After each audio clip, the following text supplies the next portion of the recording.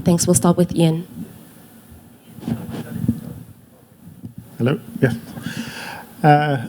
Andrew, 6 overs of spin probably undid the chase. Yeah, we kind of lost our way a bit after we got a fairly decent platform set.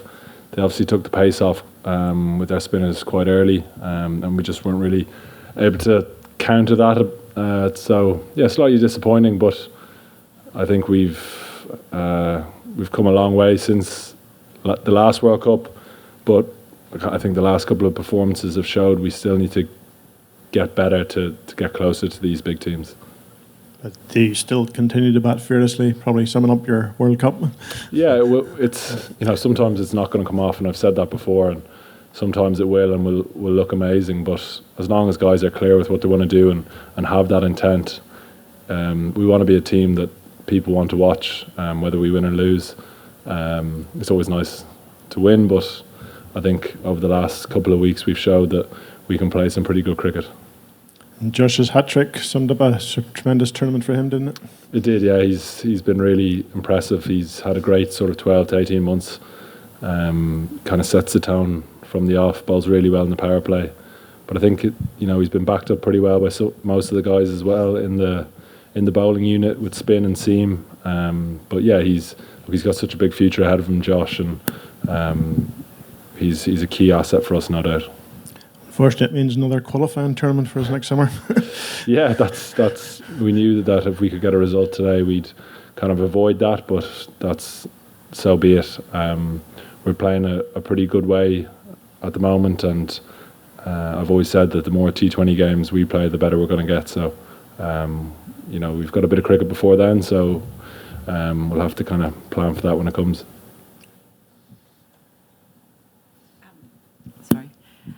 Just wondering what you go away from this tournament with. Are there areas that you've identified that you go, right, this is what we need to do for next time with this team, or as it comes through the qualifiers? I'm not too sure. I think we'll probably have a proper sit down and review how we did things and how our prep went and all that sort of stuff. But I think at the start, certainly halfway through our chase against Scotland, if you'd told me we'd be playing the last game in the next Super 12s, still mathematically able to get to the semi-finals, I think we'd be pretty happy.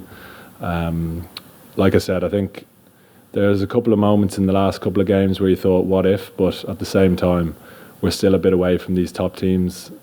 We need to keep improving and playing regular cricket against them to improve, to expand our squad as much as we can so that we have guys who are ready to come in whenever they get the opportunity. But at the start of the tournament, I said getting to the Super 12s would be a bonus. That's our aim. That'll be deemed as successful.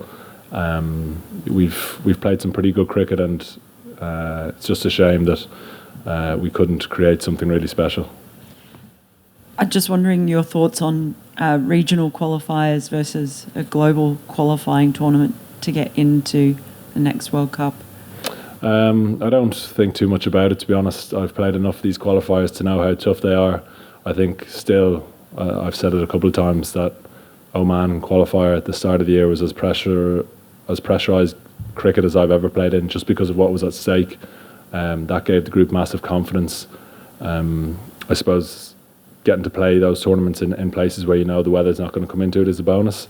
But yeah, look, it's out of our control. We've got to play whatever team earns the right to qualify for those qualifiers, and it is a bigger World Cup next time round, I think, but we certainly want to be there in the Caribbean.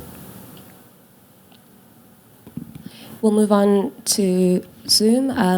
Nathan, you can go ahead. Hi, Andy.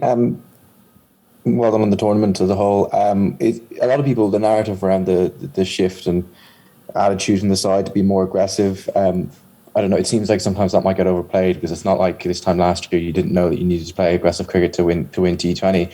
Is it fair enough to say, rather than you become more aggressive, just you've had more clarity around individual roles, and that has allowed individuals to know how they be more aggressive, rather than just you woke up one day saying you needed to hit boundaries? Yeah, certainly clarity is the word. Guys, if you look at our batting order last year round, there was a couple of guys that were floating a bit, weren't really sure of what role they needed to play to get in the team. We've sort of changed that a bit, I think having a lot of games this year has definitely helped, and it's given guys confidence in the clarity. It's all well and good having that clarity of thought, but to be able to actually go out and play with that is a big bonus. So we knew we needed to have a change of a shift of mindset after last year's World Cup, and it's easy to say it, but I think the guys have worked so hard. We've given them roles, and they've adapted to them pretty well. We're by no means the finished article, but I think we certainly are a better team than we were 12 months ago, and that's all you can ask. And hopefully in 12 months' time we'll be even better than we are now. This probably ranks up there in terms of World Cup campaigns as a whole for Ireland, but how important was it, both for you personally and for the game in the country back home, that you finally had a stellar campaign in T20 cricket to kind of catch up to some ODI success?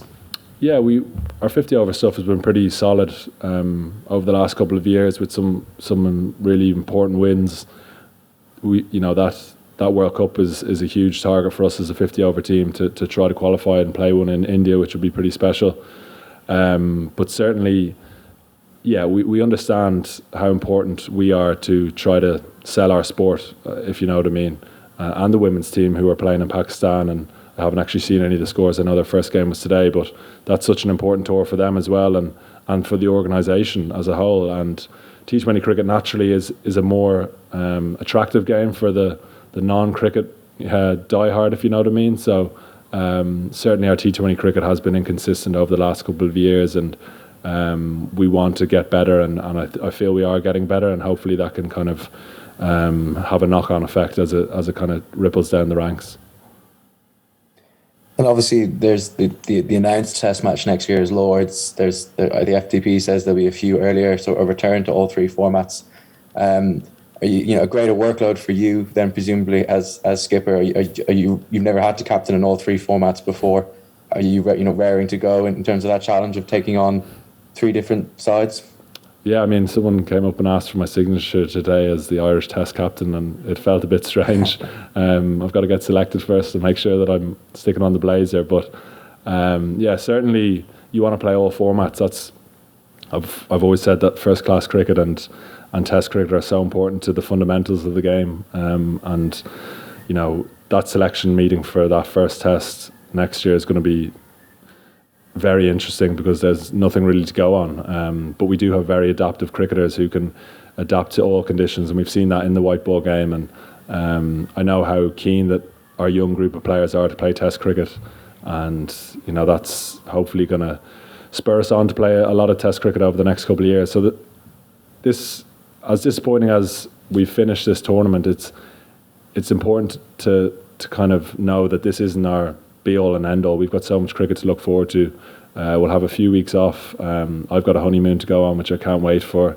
And once the new year starts, we've got red ball, T20, ODI cricket to look forward to. So it's been an amazing few weeks here, and I think all the guys have really enjoyed their stay. But that's just another tournament. Thanks, Andy. Well done. Thanks. Thanks very much, everybody. Thank you. Cheers.